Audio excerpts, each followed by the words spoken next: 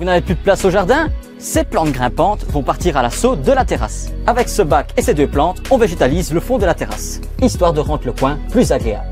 Ce coin est fort ombragé, j'ai donc choisi des plantes adéquates. La première ici est un hydrangea, mais pas n'importe lequel, c'est le Peciolaris, floraison blanche en été, intéressant car il grimpe comme un lierre. Ouais non, rassurez-vous, ce sera pas comme ça, ce sera plus raisonnable. Et pour la seconde, c'est un jasmin d'été. Leur point commun, la floraison qui est blanche. L'hydrangea commence sa floraison en juin et se termine vers juillet-août, mais pour le jasmin, ça dure plus longtemps de juin à septembre sans problème. Et l'avantage avec celle-ci, c'est que quand l'hydrangea perdra ses feuilles, il assurera une présence végétale tout l'hiver. Fini les explications, il n'y a plus qu'à planter, place au terreau. Hop hop hop, avant de placer le terreau, toujours les billes d'argile pour drainer le fond du pot. Maintenant qu'on a rectifié le tir, on peut mettre le terreau. Les plantes que j'ai choisies demandent de l'acidité. Quand vous allez en jardinerie, regardez bien à ce que le terreau en contienne. Mais n'oubliez pas que ces plantes vont rester longtemps dans le pot, voire des années.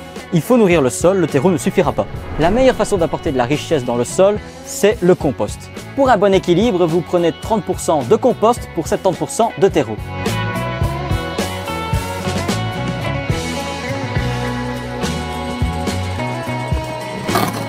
Bon, c'est fait, mais je pense qu'il y a moyen de faire mieux. On va combler l'espace.